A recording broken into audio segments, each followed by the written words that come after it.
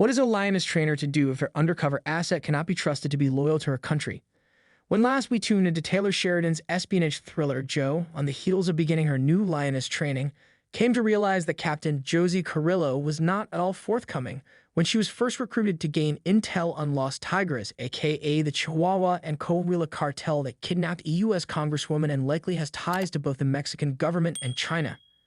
For one, Josie is quite aware of her immigration lawyer father's true involvement with his brother's cartel. Also, she does speak Spanish despite originally claiming otherwise. Although Jo has her doubts about Josefina, the situation for the team as a whole is about to get much worse.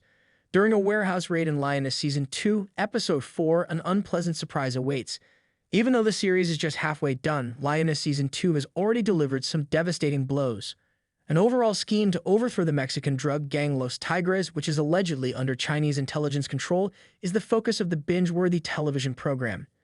Team Lioness has attempted to reach them by employing an inside spy, with U.S. soldier Josefina being connected to lawyer Pablo and leader Alvaro. In Episode 3, she's having trouble with her training, and Jo has now discovered that she is lying about a significant matter. Despite Jo's belief that Josefina is a liability on the team, it appears that neither of them is leaving.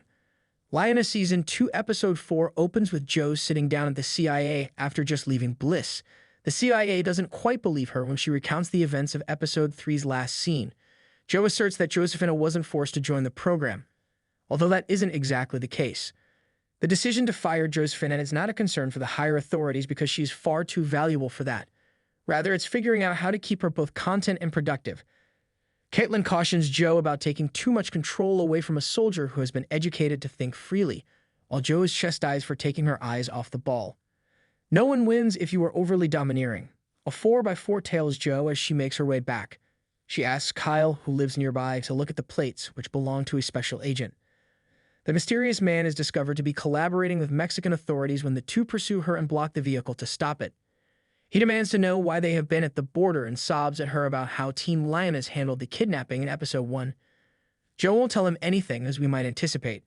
The agent said that the cartel is already aware of what is happening because the rescue effort made headlines. Then he threatens her, saying that he can have eyes on her everywhere she goes with only one phone call. Although it's obvious that the two are keeping information from one another, he wants to collaborate with her rather than work against her.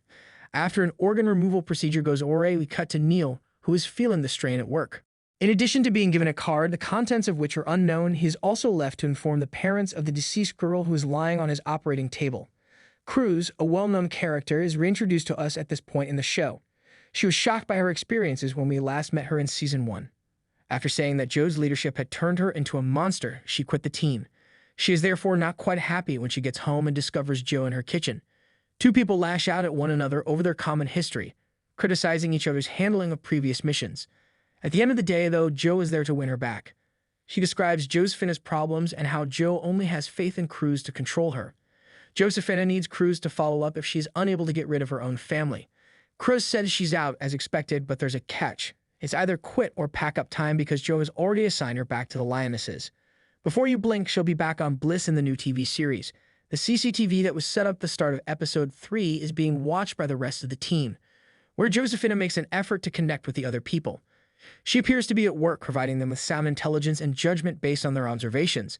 However, it is brief since Josefina reveals that the sooner they finish this task, the sooner she may return to Iraq.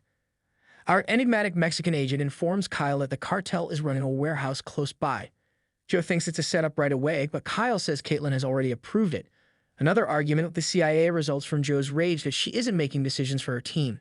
Scope versus budget is the issue, and Jo's strategies haven't been generating enough revenue. The final scene of Lioness Season 2 Episode 4 shows our new agent sharing his warehouse intelligence with the entire Lioness crew. But since the pictures are more than a month old, he's swiftly roasted, and Jo feels as if they're entering a perilous situation unaware. She receives the most recent information, and there's good cause to look it over. They first dispute about how to go about it, so they split up into two ground teams while Josefina is in the air. Everyone is shot down from the outside by the sniper team, and Josefina is told to shoot down the 3 police cars that are on their way to investigate.